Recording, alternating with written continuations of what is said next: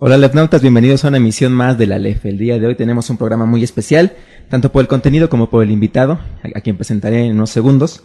Nada más les doy la introducción. El día de hoy hablaremos sobre el pensamiento político estadounidense, un tema desde luego muy importante a la luz de no solo de las elecciones estadounidenses a ocurrir el próximo año, sino también de la vecindad que tenemos con este país tan importante y de lo que representa para el sistema internacional. Para ello nos acompaña el día de hoy el doctor José Luis Orozco Alcántar, quien es licenciado en Derecho por la Universidad de Chihuahua, tiene maestría en Ciencia Política en la Universidad de Texas, El Paso, tiene un doctorado en Ciencia Política en la Facultad de Ciencias Políticas y Sociales de la UNAM y es profesor titular C de tiempo completo en la facultad. Entre múltiples cargos ha sido director de la Escuela de Administración Pública y Ciencia Política de la Universidad Autónoma de Chihuahua, ha sido director de la Escuela Permanente de Extensión de la UNAM en San Antonio, Texas, y jefe de la División de Estudios de Posgrado en la Facultad de Ciencias Políticas y Sociales.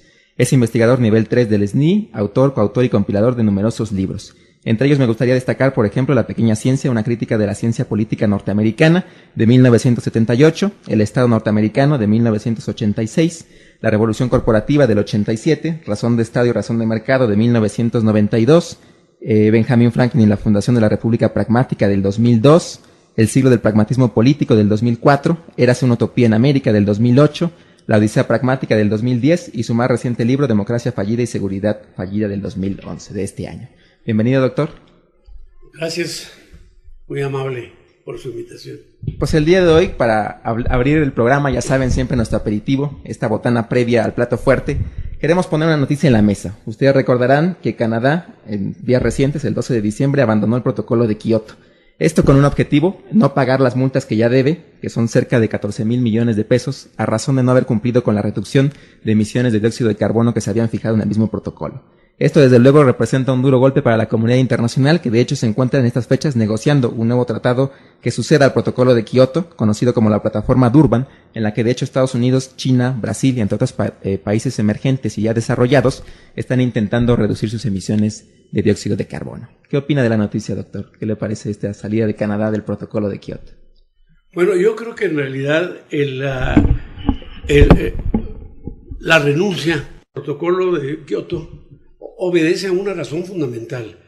Los canadienses, como un pueblo angloamericano, anglosajón, pertenecen a una tradición de contratos, de convenios, que hace que en un momento dado, cuando un convenio, sea nacional o internacional, perjudica a una de las partes, este convenio puede ser en un momento dado relevado o removido por parte del gobierno canadiense.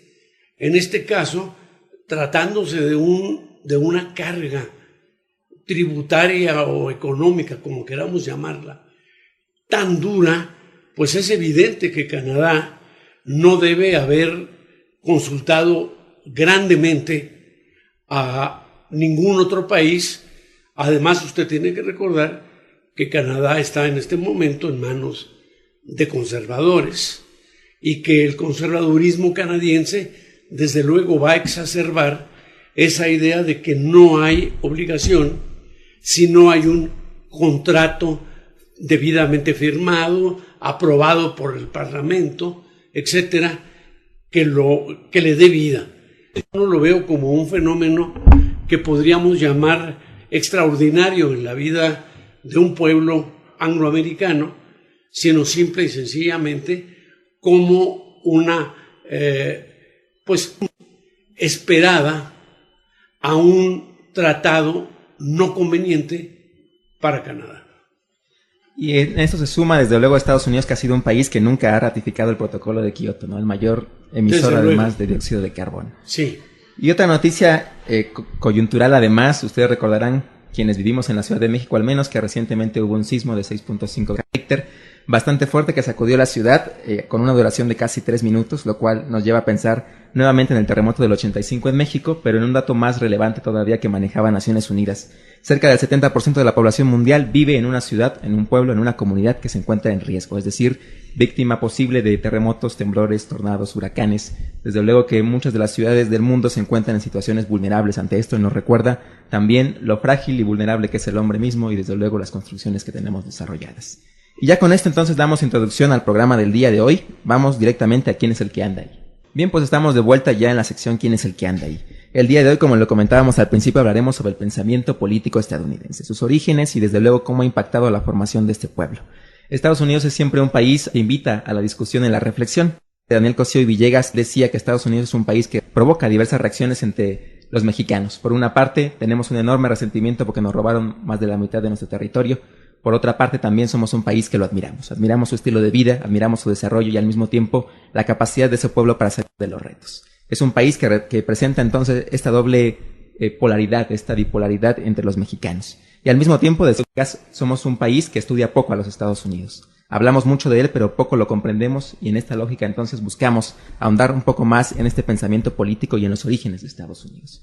Por eso le pregunto de entrada al doctor Orozco, ¿qué es lo importante de Estados Unidos en el sistema internacional visto de manera histórica? Es decir, ¿cómo el colonialismo estadounidense impacta en la formación de Estados Unidos a diferencia, por ejemplo, del colonialismo que ocurre en América Latina? Bueno, yo creo que es una pregunta relativamente, totalmente compleja. Yo creo que Cosío Villegas definitivamente tenía razón con esa relación que algunos llamaban amor-odio hacia los Estados Unidos. Y por otra parte, tenía más razón en el hecho de que esa actitud bipolar era una actitud de predisposición, de prejuicios históricos, donde en realidad prácticamente nadie entendía la lógica del sistema norteamericano y todos pretendían que ya estaba resuelto el problema. Por una parte era un imperialista al exterior y por otra parte era un republicano al interior. Aún en eso yo creo que los mexicanos nos equivocábamos totalmente y nos equivocábamos sobre todo porque no había nadie que pusiera atención en lo que podríamos llamar las coyunturas decisivas de la vida norteamericana. En primer lugar, no veíamos que la colonia en los Estados Unidos había sido completamente diferente de la colonia en América Latina. En América Latina empezamos a poblar desde mediados, desde fines del siglo XV. Empezamos a poblar y veníamos de una que tenía la condición de ser todavía un complejo nacional fragmentado, básicamente feudal, y donde allá por 1490 y tantos realmente no se daba lo que podríamos llamar un Estado-nación europeo clásico, compacto, cerrado. Había muchas localidades diferentes y eso hacía de España una conformación nacional un poco más dispersa. Sí es cierto que con una oportunidad histórica al parecer única, la de poblar la mitad del mundo junto con Portugal, pero lo cierto es que España, como dicen los mismos libros de texto norteamericanos, se prepara para la explotación, se prepara en un momento dado para crear un sistema colonial clásico en América Latina, se prepara igualmente para enviar como representantes a soldados, a gentes vinculadas directamente a la corona y consecuentemente se va a crear un sistema de compadrazgos que, si lo vemos en una perspectiva más histórica, se mezcla con el sistema de cacicazgos indígenas y va a crear realmente en América Latina una sociedad densamente diversa, donde en realidad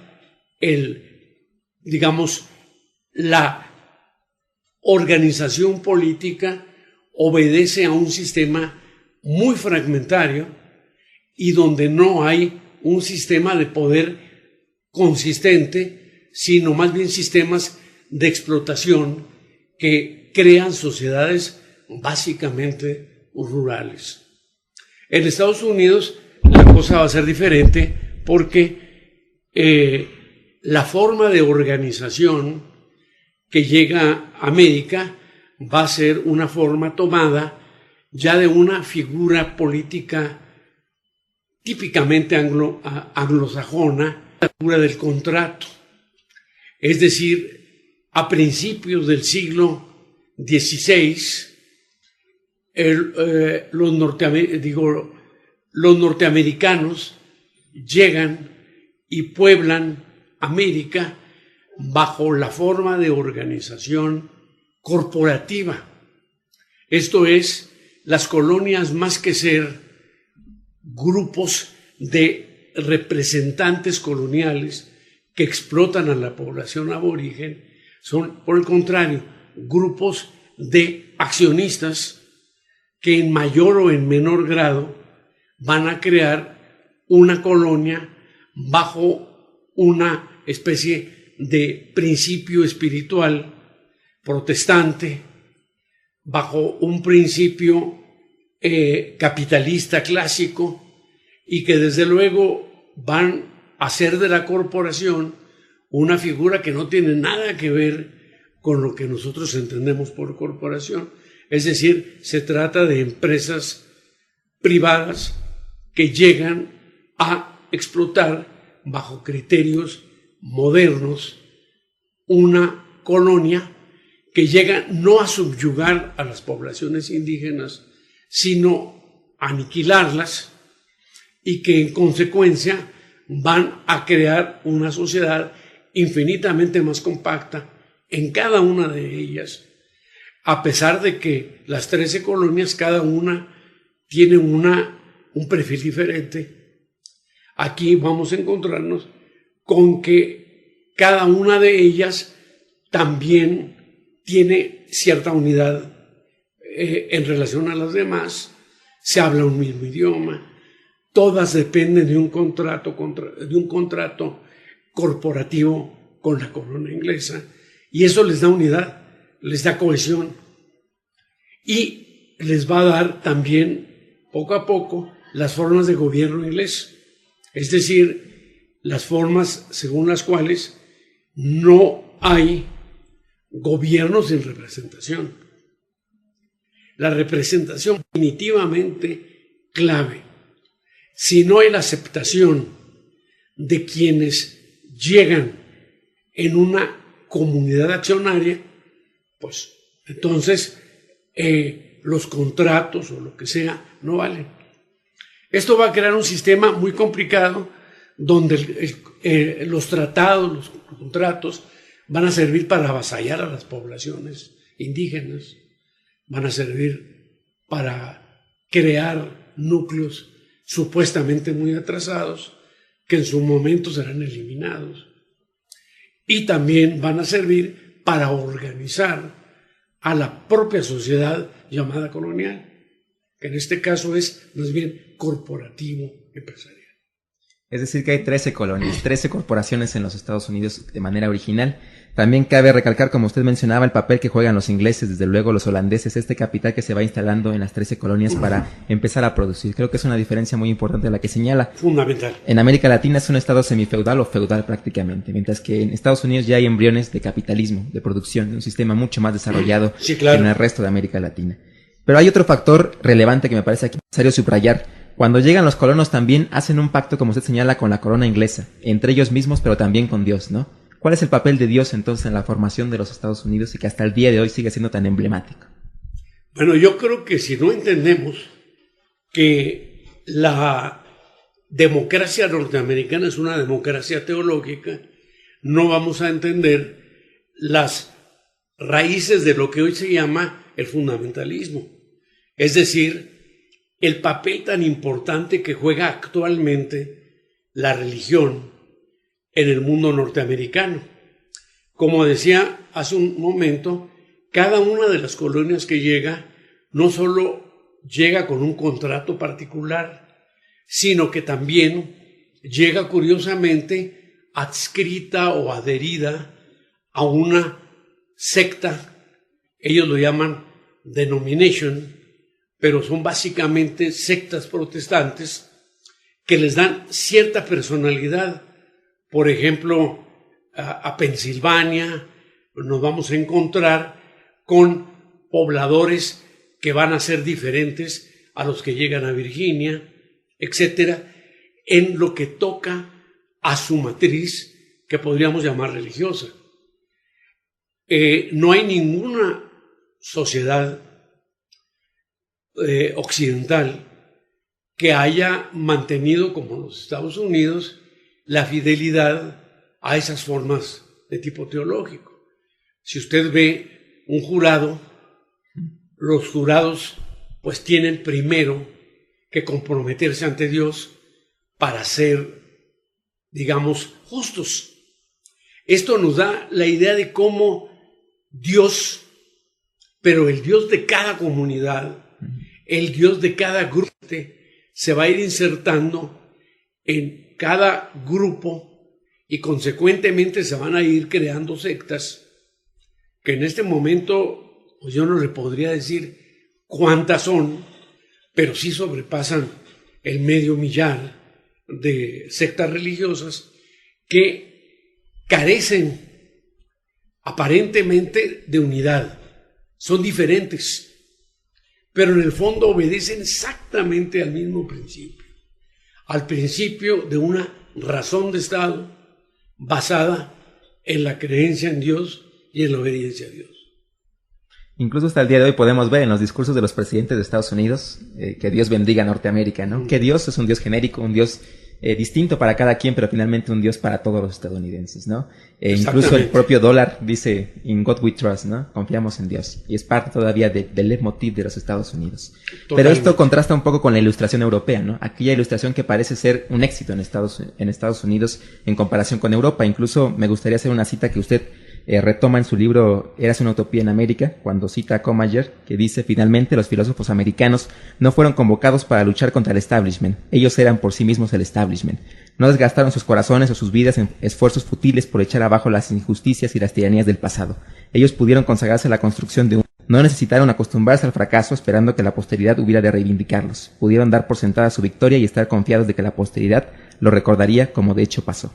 Al igual que no construyeron utopías porque América era en sí misma una utopía. No escribieron tratados sobre la felicidad y el progreso, confiados en que estos podían presuponerse como ya instaurados. Aquí tenemos entonces esta contradicción. Finalmente Europa piensa la ilustración, ¿no? Pero es Estados Unidos quien la pone en práctica en la vida diaria. Bueno, según la tesis de Commager, los europeos piensan la ilustración, como usted señala, y los norteamericanos la aplican por primera vez. Pero aquí, desde luego, vale hacer una observación. Los norteamericanos seleccionan aquellos elementos de la ilustración europea que les conviene invocar frente a Inglaterra.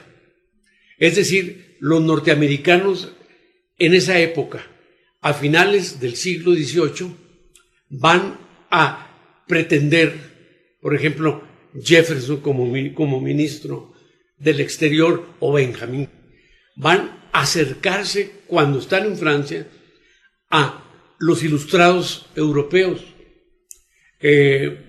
Franklin será amigo de Turgot, Jefferson será amigo de un montón de personajes como Lafayette, etc. Es decir, Thomas Paine y otros más se inscriben en la ilustración. Incluso llegará en cierto momento, que será 1780 y tantos, a despotricar un poco contra la religión, contra el mismo Dios, etc. Y se van a ver como personajes peligrosos. Sin embargo, cuando llega el momento de la revolución, Franklin y Jefferson utilizan a los franceses como el apoyo logístico para la guerra de independencia.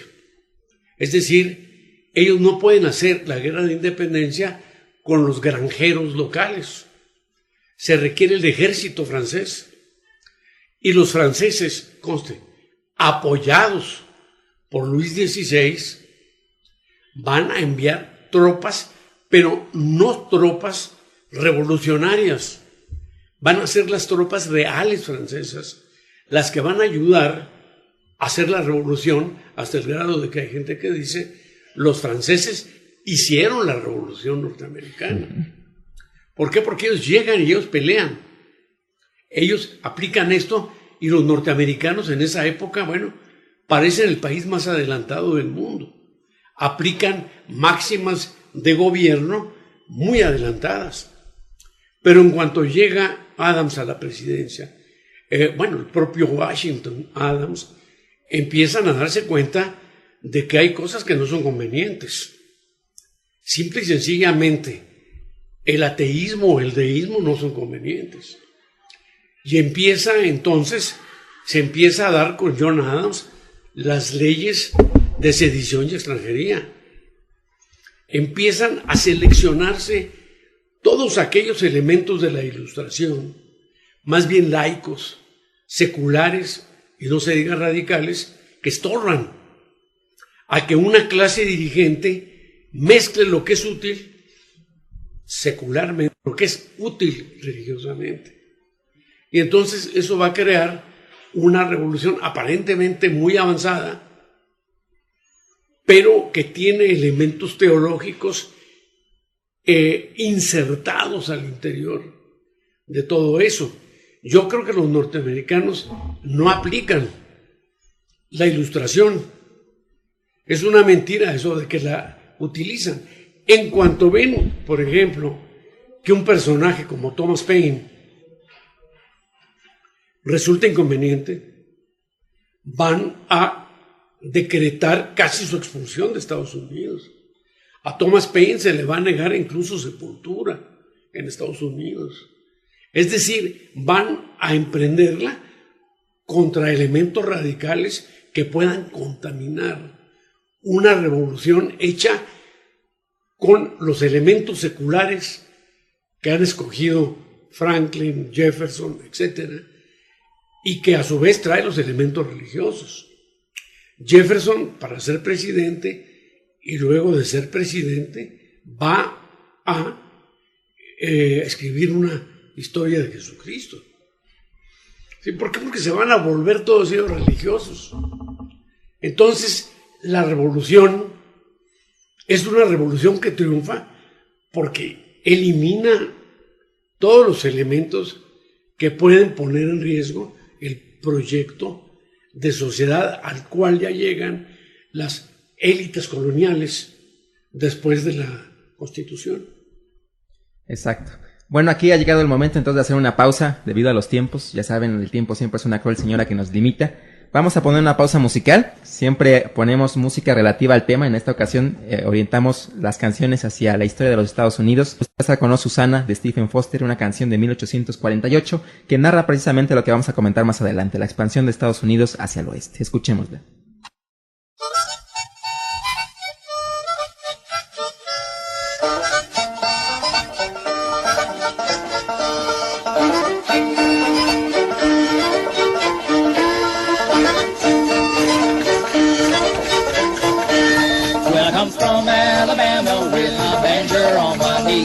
And I've gone to Louisiana, my true love for to see. When it rained all night the day I left, the weather it was dry. And the sun so hot, I put to bed, Susanna, don't you cry. Oh, Susanna, don't you cry for me. When I come from Alabama, with a banjo on my knee.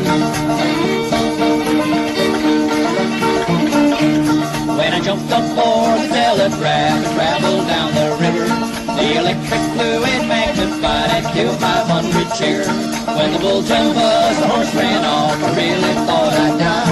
So I shut my eyes to hold my breath. Susanna, don't you cry. Oh, Susanna, don't you cry for me.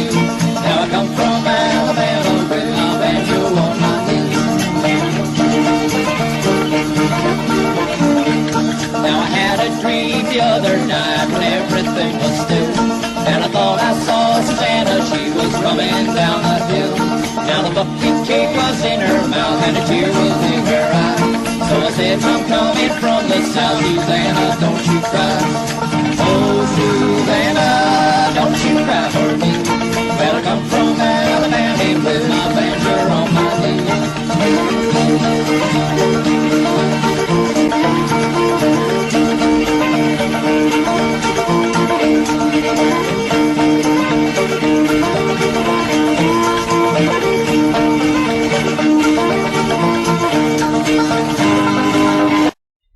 Regresamos al programa. Bien, pues estamos de vuelta aquí en ¿Quién es el que anda ahí? Nuestra segunda sección, el segundo bloque.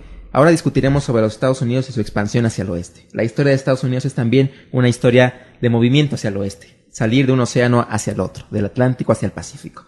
Parte tiene que ver esto, desde luego, con este sentido que tienen los estadounidenses de buscar tierras más allá. Ese reto planteado en la Frontier, que es lo que le pregunto al doctor José Luis Orozco. ¿Cómo Estados Unidos se expande y qué tiene que ver aquí la Frontier, por ejemplo, este concepto novedoso que incorporan y al mismo tiempo el destino manifiesto? Bueno, yo creo que desde el principio encontramos que los padres fundadores, cuando vivían bajo un régimen supuestamente colonial, muchos de ellos eran especuladores de tierras, entre ellos Benjamin Franklin. Es decir, compraban, adquirían tierras, hacían tratados con indígenas. Los indígenas, no sé por qué, nunca cumplían y perdían sus tierras. Y eso entonces les permitió tener un concepto que podríamos llamar casi mapístico de la realidad. George Washington, como general en jefe, nunca dejó de traer un mapa en su bolsillo. Un mapa y una cuentita de gastos. Es decir, todos ellos no andaban pensando las grandes ideas filosóficas de aquel tiempo. Ellos se valían de mapas y entendían siempre que la geopolítica, claro, ellos no le daban ese nombre, pero que una visión geográfica era fundamental para entender el mundo. Así entienden perfectamente cuál es la ubicación del río Mississippi, de la Florida, hasta llegan incluso en sus cálculos a México. Jefferson escribía a veces simple y sencillamente: estamos en este momento exactamente a 2,000 kilómetros de México, esto, lo otro. Luego el barón de Humboldt llega también allá, les da muchas ideas, y cuando Jefferson es presidente, él, desde luego, contrata a los mejores expedicionarios del mundo para que vayan y lleguen hasta el Pacífico. Es decir, ya hay en ellos una actitud gráfica que permite darse cuenta de dónde están, cómo están y qué les conviene tomar. Entonces, cuando ellos adquieren la Luisiana, pues ya adquieren lo que podríamos llamar el Lebensraum, o la zona vital de los Estados Unidos, de donde pueden expandirse hacia el oeste, hacia el sur no se diga, pero al norte no tanto, porque los ingleses están en Canadá y los ingleses pintan la raya que se ve en los mapas. Es decir, la división entre Estados Unidos y Canadá es una línea divisoria nada más. Porque los ingleses dicen: hasta aquí llegan ustedes. Pero hacia el sur hay un campo abierto. Y aquí nos encontramos con que un capitán de frontera como es Jackson, un verdadero genocida de las poblaciones indígenas de la Florida, va a ocupar la presidencia y desde luego él pertenece a grupos nuevos, grupos de élite, pero nuevos, interesados en la adquisición de tierras y en el juego de los bancos. Entonces Jackson, que va a ser el gran presidente demócrata, junto con Jefferson, ambos son dos perfectos genocidas. Jackson va a propiciar lo que él ya había empezado en la Florida: el exterminio de las poblaciones indígenas, el corrimiento de esas poblaciones hacia el oeste. Ya para 1848 se da del destino manifiesto. Dios nos lo otorgó. Sin embargo, si usted ve la doctrina Monroe, 1823, Si usted ve documentos anteriores, siempre está la idea de que hay una dotación del señor de tierras para los colonos. Y entonces la expansión se da así. Cuando en 1893, después de la Guerra Civil, después de que se crea un Estado-nación, cuando empieza desde 1870 una serie de crisis económicas muy serias, porque con la Guerra Civil el capitalismo salvaje llega al sur, arruina a los granjeros que Tocqueville había visto como los grandes portadores de la democracia, los arruina, en el oeste arruina a los mineros, etcétera, y se va creando una crisis en general en esa sociedad que fluctúa mucho. Si usted ve una gráfica, verá que en el 72 hay crisis, por acá, hasta llegar al 93, que es un año de gran crisis. En el 93 nos encontramos con una crisis que, pues, la del 29 más o menos será similar en el siglo XX. Entonces ellos se van a preguntar, ¿qué sucede? La sociedad más rica del mundo, los mismos europeos, todo el mundo va a decir, ¿qué ha sucedido ahí? ¿Qué pasó? Entonces hay un teórico norteamericano, Turner, que en una convención en Chicago de 1893 desarrolla la llamada tesis de la frontier. Frontier porque la palabra no significa frontera en el sentido de límite, no, significa frontera en el sentido de un obstáculo a ser superado. Para ellos ese es el significado de la frontera. Entonces Turner ve que ya es posible saltar al mar y empieza ya la expansión ultramarina de los Estados Unidos, la expansión a Cuba, a Puerto Rico, a las Filipinas, etc. Incluso Hegel hablaba de esta contradicción. Decía que los Estados Unidos habían postergado el conflicto de clases inherente a cualquier sociedad al seguir siempre en expansión, corriéndose al oeste. Conflicto que estalla desde luego cuando Estados Unidos adquiere prácticamente la extensión que hoy en día tiene, lo que da como resultado la Guerra Civil, la década de los 60 del siglo XIX. Después de eso surge nuevamente la necesidad de expandirse, de buscar nuevas fronteras, como usted señala. Para 1898 busca una nueva hazaña marítima.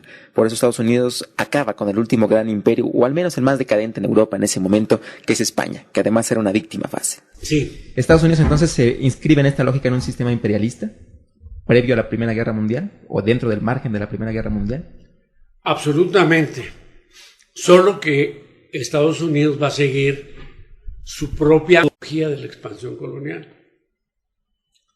Es decir, cuando se trata de absorber a Cuba, se la absorbe como una república libre, independiente, con una pequeña cláusula en la Constitución, la enmienda Platt, que permite que Estados Unidos intervenga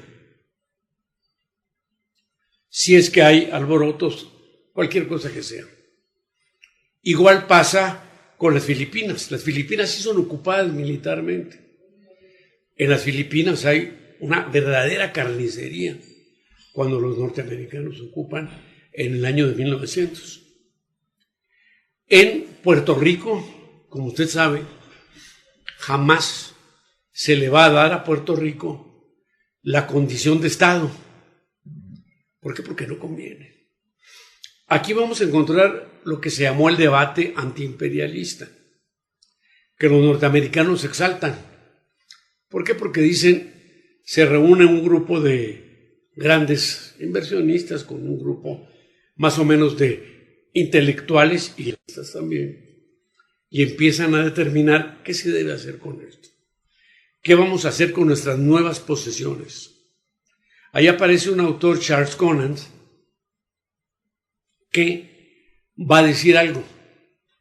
Ya tenemos nosotros el ejemplo del imperialismo inglés, que ha sido un imperio formado a base de impuestos, a base de reclutamiento de la población, a base de de lo que podríamos llamar de una sobrecarga del sistema político inglés que está provocando su decadencia.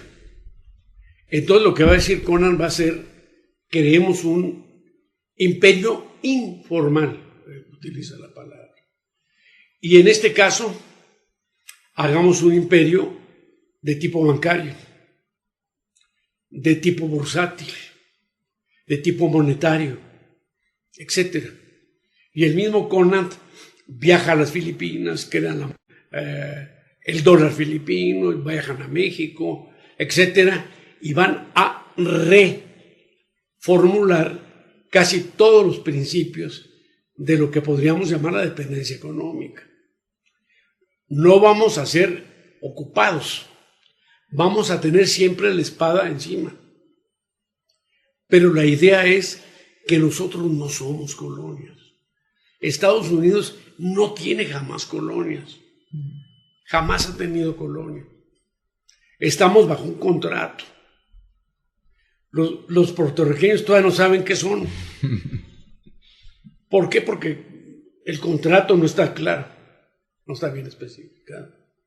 Y eso va a pasar con todo el resto de América Latina y con las Filipinas. Y luego con las Filipinas independiente. Uh-huh. Que seguimos siendo contratos, que seguimos siendo colonias, Hawái, uh-huh, Samoa, etc. Todo es parte de un imperio, pero un imperio que en un principio no requería una gran base militar, pero que ahora, con las crisis, con todo lo demás, pues requiere un soporte militar mucho más denso, más pesado. Pues hemos llegado a la segunda pausa. En esta ocasión escucharemos otro de los grandes productos de los Estados Unidos en materia musical. Al menos en lo personal considero que Estados Unidos es un referente en la música a partir del siglo XX. Fines del siglo XIX y las primeras décadas de 1900 con el nacimiento del blues desde luego, y en los años 20 y 30 de ese siglo con el jazz. Estados Unidos se coloca entonces como un país de vanguardia. Ahora en esa lógica escucharemos San Luis Blues, una canción de W.C. Handy, el llamado padre del blues, compuesta en 1914. Esta versión que escucharemos es interpretada por Louis Armstrong. Regresamos al programa. Bien, estamos de vuelta en ¿Quién es el que anda ahí? Nuestro último bloque. En esta ocasión conversaremos sobre qué pasa con Estados Unidos después de la Primera Guerra Mundial. Desde luego Estados Unidos entra en una espiral de crisis económica nuevamente que lo lleva hasta la del 29, una crisis económica muy importante y que obliga a redefinir el papel del Estado. Cabe aclarar que Estados Unidos es además un país en el que el Estado ha tenido siempre un papel muy cuestionado. Incluso algunos autores hablan de la falta de un Estado en los Estados Unidos, ¿no? La aestaticidad de los estadounidenses. Y esto también en parte porque se basa en una soberanía popular. El Estado en ocasiones es un ente tiránico, muy abstracto. Ellos buscan huir un tanto de esta lógica inglesa, metrópoli, el gran imperio. Entonces limitan al Estado. Las leyes en Estados Unidos aparecen como un limitante del Estado frente a los individuos. Por eso subrayan mucho el individualismo. Entonces en esa lógica, ¿qué pasa cuando Roosevelt plantea el New Deal? Que es la intervención del Estado mucho más profundo en la vida económica estadounidense. Sí, bueno, aquí en primer lugar hay un mito desde lo absoluto. El mito de que en Estados Unidos no hay Estado. Es decir, desde 1908, el creador de la ciencia política, Arthur Bentley, escribió un libro que se llamó El proceso del gobierno, donde empezó él a plantearse, desde la perspectiva del pragmatismo, la noción de que dónde estaba el Estado en Estados Unidos, cómo hacer ciencia política. Y habían ido antes que él varios jóvenes intelectuales a Alemania buscando un modelo, así un modelo catedralicio como el alemán. Y resulta que no encajaba para nada el Estado norteamericano. ¿Por qué? Porque en el Estado norteamericano no había la supremacía de la Constitución, no había un montón de elementos, y sobre todo porque no encontraban también el Estado. Entonces Bentley dijo, resolvamos este problema. El Estado no existe en Estados Unidos. ¿Por qué? Porque no hay relaciones de dominación. hay relaciones de intercambio político. En Estados Unidos, la política no es política de lograr el bien común en abstracto, ¿no? Es una política de intereses, donde la gente entra y compite, donde la gente va a crear pues sus intereses, o va a estabilizar y movilizar sus intereses a través de lo que se llaman los lobistas, las gentes que en un momento dado pues actúan como gentes intermediarias en política. Luego, decía él, el Estado pues es una ficción típica de la mentalidad alemana, decía él. Entonces lo quitamos de la ciencia política. Un científico político, ¿cómo va a andar buscando el Estado? Así. Y la soberanía, pues esa es una categoría que, decía él, es absolutamente impensable. Decía, solamente a los europeos se les ocurre. Y luego decía, las clases sociales, pues ¿qué son? Esas no existen. Decía, ¿quién me ha visto una clase social empíricamente? Y entonces empíricamente fue deshaciendo casi todos los elementos de la teoría política clásica y creó una ciencia política donde usted no encuentra la figura del Estado. Usted encuentra textos que le dicen, como estudiante y como practicante, cómo organizar una campaña política, cómo elaborar cuestionarios, estadísticas, etcétera, para medir quién va a triunfar, quién va a triunfar, y cómo seleccionar grupos para que en un momento dado su candidato sea más efectivo, etcétera. La ciencia política sirve para eso, para que usted se mueva en lo que los norteamericanos acabaron llamando un mercado político. En realidad el Estado tiene la figura del mercado. No hay una autoridad en medio, sino un mecanismo asignador de ventajas y asignador de bienes políticos, que se llama gobierno. Entonces el gobierno tiene sus agencias, ejecutivo, legislativo, y está en medio. Entonces, si usted quiere algo, va, presiona y se acabó. Ahora, esto impide que haya un Estado que moleste, que incomode. Como usted señala, Woodrow Wilson fue, sin duda alguna, el que logra, al final de la Primera Guerra Mundial, la hegemonía bancaria de los Estados Unidos en el resto del mundo. Los Estados Unidos se convierten, como dicen ellos, de ser el deudor internacional en ser el acreedor internacional. A través de eso van a crear una diplomacia de los negocios, aparentemente sin la figura del Estado. Si usted examina los años 20, son años en los cuales hay 3 presidentes, pero los cuales son unas nulidades completas. Es más, están ahí porque parecen presidentes. Sí, es la idea. Ya se instala la mercadotecnia y están ahí por eso. En realidad, quienes dirigen la economía son los grandes bancos en Wall Street. Pero lo que pasa es que esa economía, dirigida así, va a ser inflacionaria. Va a tener una producción que en un momento dado se puede consumir a través del crédito, etcétera, etcétera, pero el crédito tiene que salir de algún lado. Y en 1929, como usted señala, llega la gran crisis. Y entonces todo el mundo empieza a decir, bueno, ¿qué hacemos aquí? Y todo el mundo dice, bueno, pues la figura, quien está en el poder es Hoover, y dice, no, pues es que no nos metamos aquí, el Estado es un tirano, etcétera, etcétera. Pero quien llega al poder es el segundo Roosevelt, primo del de principios de siglo. Y él señala que hay que resolver el problema pragmáticamente. Dice, bueno, si el Estado no existe, pues lo creamos aquí, se acabó, pues ¿cuál es el problema? Entonces va a reunir un grupo de financieros, banqueros, académicos, gente muy muy brillante, que va en un momento dado a llamarse el Brain Trust, el Trust de los cerebros, y que va a crear eso que se llamó el New Deal.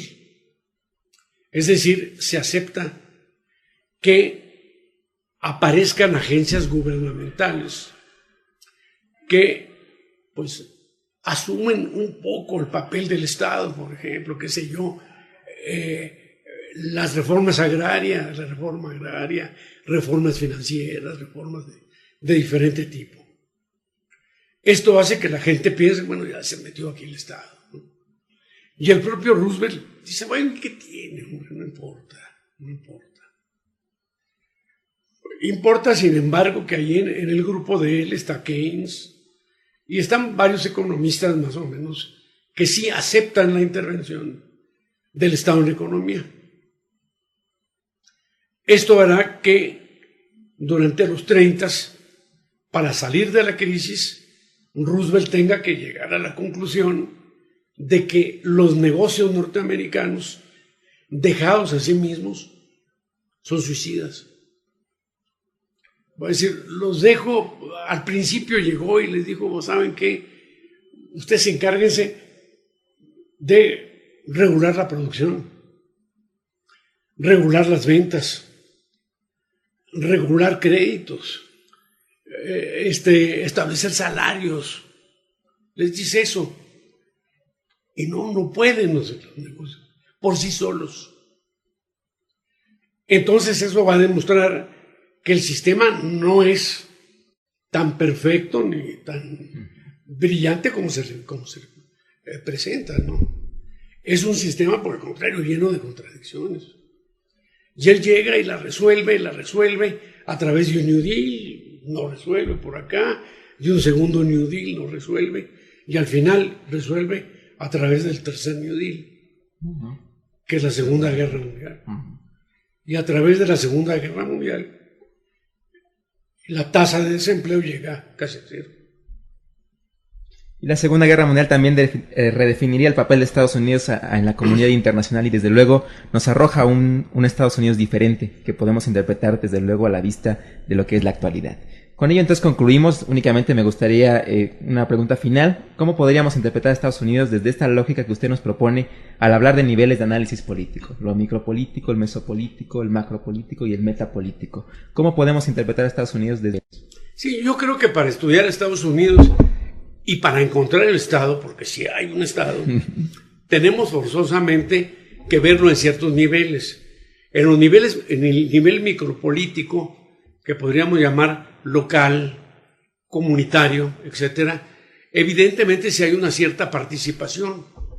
Usted se encuentra democracia, por ejemplo, en las juntas de padres y maestros de las escuelas, etcétera. Usted encuentra democracia a niveles básicamente pequeños. Sin embargo, cuando ya se trata de capital aglomerado, capital compactado a través de las corporaciones, ya nos encontramos con un nivel mesopolítico más complicado, en el cual tenemos que acudir a los contratos y ver la forma en la cual se organizan las comunidades de negocios. ¿Qué piden? ¿Cómo han llegado a establecer vínculos entre ellas? ¿Cómo es que en un momento dado de crisis pueden acercarse unas a otras y medio resolverlo? O si de plano van a dejar que el Estado intervenga. Desde ese punto de vista vamos a encontrar un nivel macropolítico donde yo creo que está el Estado, que son las agencias gubernamentales, pero no nomás las agencias gubernamentales, sino también todo lo que se llaman los think tanks, todo lo que se llama la comunidad asesora de los negocios. Es decir, vamos a encontrarnos con que hasta las universidades ofrecen grupos de técnicos que operan como si se tratara de un Estado, creo yo. Y a nivel ya metapolítico, yo ubico la religión, que creo que es un nivel que se filtra en todos los demás y que opera y que los determina en buena medida. Bien, pues con ello concluimos entonces. Le agradezco enormemente al doctor Orozco el haber asistido, doctor. Un placer tenerlo aquí. Y también hacemos una trivia. Vamos a dar el día de hoy un libro del doctor, de hecho, Henry Adams y la tragedia del poder norteamericano, a quienes contesten qué, doctor. ¿Qué pregunta le parece bien para otorgar el libro? Bueno, yo creo que hay, con las elecciones que vienen, y sobre todo con la situación del Congreso, no ha habido grandes acuerdos, etcétera, habría que pensar en si no se está repitiendo esa especie de manía suicida de los negocios norteamericanos, de que en un momento dado, y con tal de evitar la hegemonía china o la hegemonía europea, los norteamericanos no se van a meter en una problemática tan fuerte como la que fue en la crisis de 1929. Podría preguntarse algo por el estilo. O hacerse quizás un poco más tranquila la pregunta. No, perfecto, me parece adecuado. Ver a Estados Unidos en comparación, la crisis en donde nos quedamos, la crisis de los 30 frente a esta crisis, ¿cómo redefiniría el papel de Estados Unidos en la comunidad internacional? A la primera persona que lo ponga en nuestro muro de Facebook o nos envíe un correo electrónico a la dirección elalef.comunicaradio@hotmail.com será ganador del libro. Y pues con esto concluimos con la canción además When the Saints Go Marching In de Louis Armstrong de los años 30, el famoso estilo jazz que tanto lo caracterizó. Bien, pues estamos en la parte de Cuéntame, los contactos. Para eso entonces les pedimos que nos escriban si quieren contactarnos al correo electrónico elalef.comunicaradio@hotmail.com o si quieren visitar nuestro blog, escuchar nuestros programas, descargarlos y desde luego estar al tanto de todo lo que hemos hecho, visiten nuestro espacio www.elalefcomunicaradio.blogspot.com. También visiten nuestro canal en YouTube, el Aleph TV, el Aleph TV, así como se escribe en el mismo sitio. Síganos en Twitter como el Aleph Radio.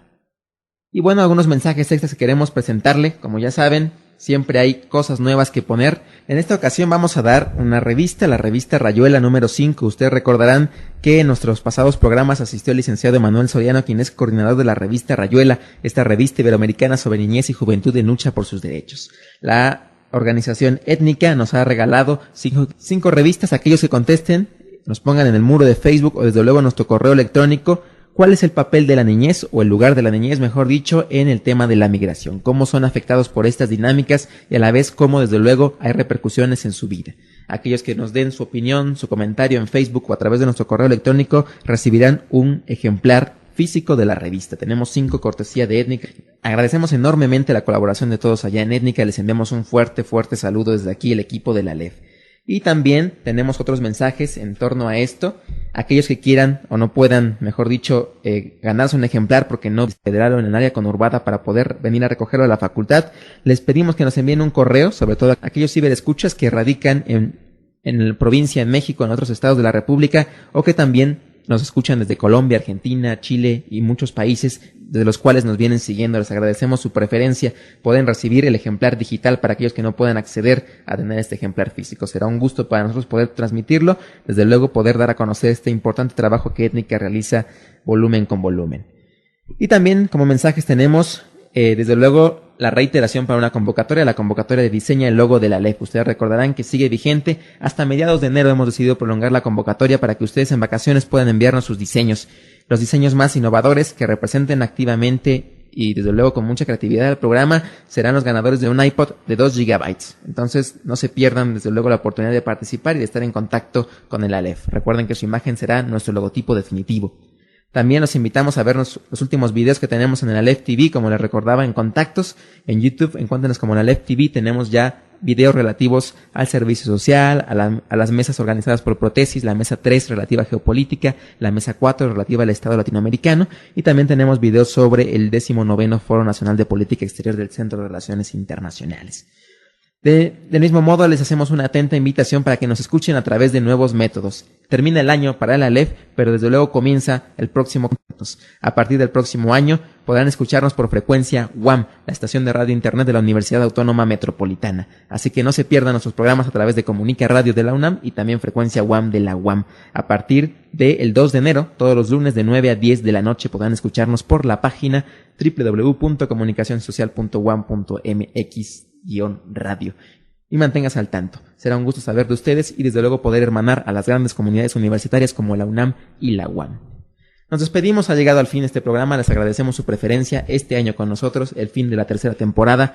El habernos acompañado en cada una de las emisiones fue una temporada bastante fructífera, donde avanzamos bastante, donde podemos consolidar este proyecto y desde luego gracias a todos ustedes, quienes a través de sus hogares, de sus clics, de sus comentarios han podido mantener este proyecto en vida. Y desde luego les invitamos a colaborar todavía más con el proyecto, pueden ser parte de él. Los invitamos a comunicarse con nosotros si les interesa unirse a la LEF. Estamos abiertos a todos ustedes que día con día son parte, al menos a larga distancia, de este proyecto, que les agradecemos su preferencia. De la misma forma, el equipo de la LEF les desea un excelente año nuevo, una feliz Navidad, por supuesto, en estas fechas finales de diciembre, y desde luego les deseamos lo mejor de lo mejor para este 2012, que todos sus sueños se hagan realidad. Y no me quedo solo con este aspecto romántico, sino también los invito a trabajar por esos sueños, y desde luego hacerlo conjuntamente entre todos nosotros, que será lo más rico, retroalimentarnos entre nosotros. Muchas gracias, esto fue la LEF, que se diviertan. Y terminamos entonces con el rock and roll. Elvis Presley, el padre, o mejor dicho, el rey del rock and roll, que cantaba Jailhouse Rock en 1957, una de las canciones ícono del rock and roll a nivel internacional. Esto fue la LEF por Comunica Radio.